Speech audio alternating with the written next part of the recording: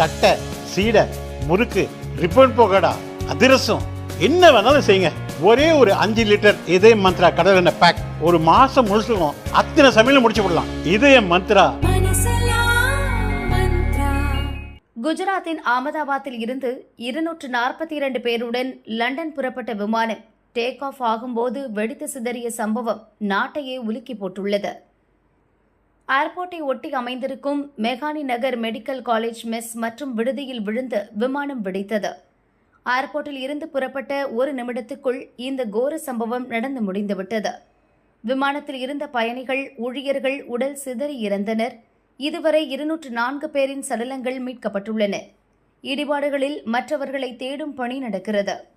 விபத்துக்குள்ளான விமானத்தில் இருந்த 242 பேரில் ஒருத்தர் கூட பிழைக்க வாய்ப்பில்லை என்று அகமதாபாத் போலீஸ் கமிஷனர் கூறிய சில நிமிடங்களில் பயணி ஒருவர் உயிர் தப்பிய காட்சி வெளியாகி பரபரப்பை ஏற்படுத்தியது. துயர சம்பவத்திலும் ஒருவர் உயிர் தப்பிய தகவல் ஆறுதல் தருவதாக இருந்தது.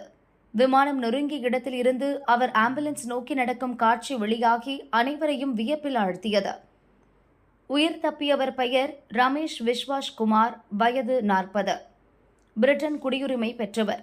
20 ஆண்டுகளாக பிரிட்டனில் தான் வசிக்கிறார். ஆனால் குஜராத்தை பூர்வீகமாக கொண்டவர்.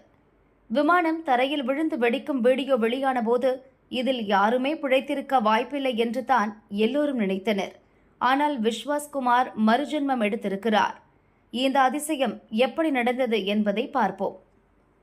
விஸ்வாஸ்குமார் உயிர் தப்புவதற்கு முக்கிய காரணம் அவரது சீட் இருந்த இடம்.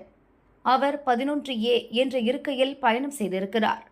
உயிர் தப்பி ஆம்புலன்ஸில் ஏறும்போது கூட அவரிடம் அந்த டிக்கெட் இருந்தது.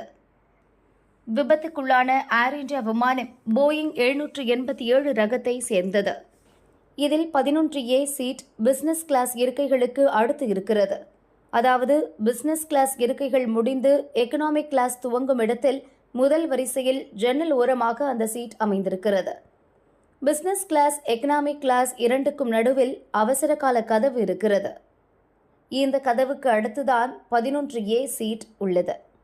விமானம் தரையில் மோதி வெடிப்பதற்கு ஓரிரு நொடிகள் முன்பாக அவசர கால கதவு வழியாக கீழே குதித்து தப்பியிருக்கிறார் விஸ்வாஸ்குமார்.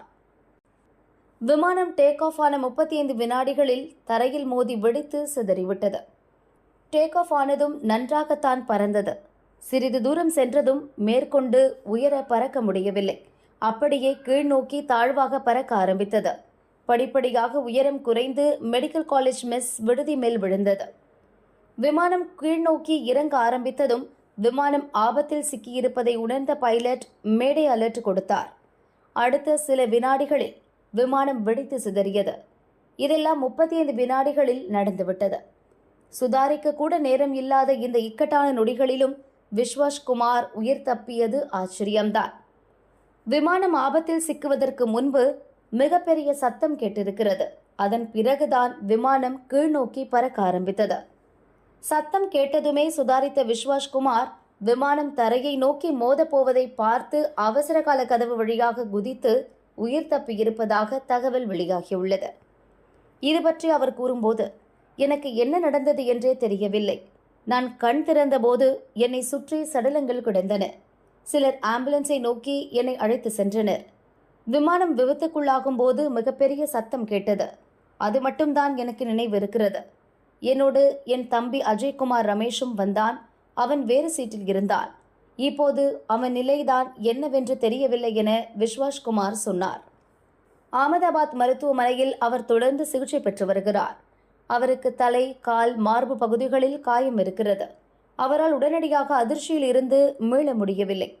விமானத்துக்கு என்ன நேர்ந்தது என்பதை அறிந்து இருக்க வாய்ப்புள்ள ஒரே நபராக இப்போதைக்கு விஸ்வாஸ்குமார் மட்டுமே இருக்கிறார். அவர் அதிர்ச்சியில் இருந்து மீண்டு வந்தால் விபத்துக்கான காரணம் தெரிய வரக்கூடும் என்று எதிர்பார்க்கப்படுகிறது.